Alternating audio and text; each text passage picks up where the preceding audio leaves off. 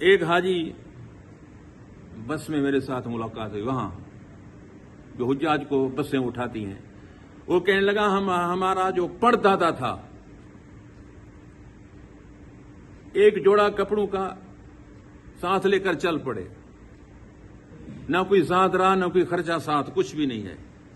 اتنا عشق محبت حج بیت اللہ کے لیے، اتنی تڑپ۔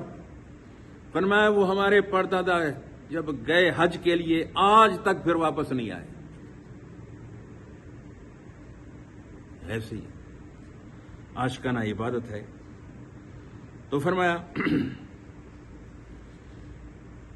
تو یہ آدمی جو پیدل سفر طے کر کے آیا تھا، جب اس کے سامنے اس کی تکلیف اور مشقت کا ذکر کیا گیا کہ آپ نے تو بڑا مجاہدہ کیا ہے، پورا سفر پورے حج کے احکام پیدل طے کیے ہیں، تو اس بزرگ نے کہا یہ کیا تکلیف ہے، اگر اس راستے میں سر کے بل آنا پڑتا تب بھی اپنے آقا و مولا کے دربار میں ضرور حاضر ہوتا۔ یہ کیا تکلیف ہے؟ اسی طرح حضرت شقیق بلخی رحمہ اللہ کہتے ہیں کہ مجھے مکہ مکرمہ کے راستے میں ایک اپاہج ملا جو گھسٹ کر چل رہا تھا، پاؤں سے معذور۔ میں نے پوچھا کہ تم کہاں سے آئے ہو؟ کہنے لگا سمرقند سے۔ میں نے پوچھا وہاں سے چلے ہوئے کتنا عرصہ گزرا؟ حج کے لیے آیا ہوا ہے اپاہج معذور۔ کہنے لگا 10 برس سے زیادہ ہو گئے ہیں، 10 برس سے زیادہ، چلتے چلتے گھسٹتے گھسٹتے۔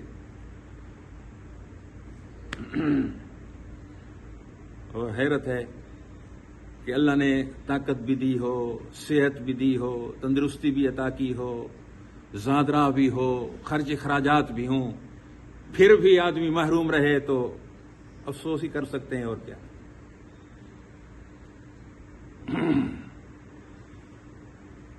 تو میں بڑے تعجب اور حیرت سے اس کو دیکھنے لگا۔ حضرت شقیق بلخی رحمۃ اللہ علیہ فرماتے ہیں کہ اتنا 10 برس گھسٹ کر۔ وہ کہنے لگا شقیق کیا دیکھ رہے ہو؟ میں نے کہا تمہارے ذوف اور سفر کی درازی سے تعجب میں پڑ گیا ہوں۔ کہنے لگا اے شقیق اس سفر کی دوری کو میرے جذبے اور شوق نے بالکل قریب کر دیا ہے۔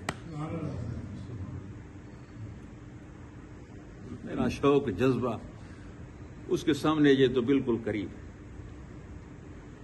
تو بہرحال یہ ترغیبی کچھ باتیں میں نے گوش گزار کی ہیں، اور ایک اہم بات حجاج کرام مرد حضرات یا مستورات جو حج پہ جا رہے ہیں،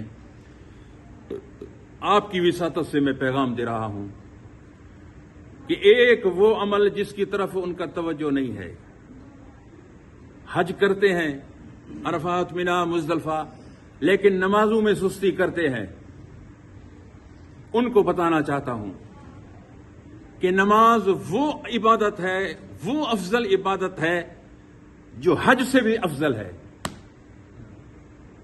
نماز حج کی عبادت سے بھی افضل ہے۔ حج تو 5واں رکن ہے، کلمے کے بعد سب سے پہلا نمبر نماز کا ہے۔ تو حجاج کرام اس کا ذرا اہتمام کریں، خیال کریں، مرد حضرات بھی مستورات بھی، کہ آپ اتنی مشقت کر کے حاجی بن رہے ہو، حج کر رہے ہو، عرفات منا مزدلفہ، اتنی تکلیف، خرچ اخراجات اور سفر اہل عیال کو چھوڑ کر جا رہے ہو، اور نماز سے محروم ہو تو پھر کیا فائدہ؟ تو اس لیے میں اس وساطت سے یہ پیغام دے رہا ہوں کہ حج سے بھی افضل عبادت وہ نماز ہے۔ اگر نماز کو ترک کر دیا تو ایسے حج کا کیا فائدہ ہے؟ اللہ تعالی ہمیں مکمل احکامات کی اور مکمل پابندی سے نماز پڑھنے کی توفیق عطا فرمائے۔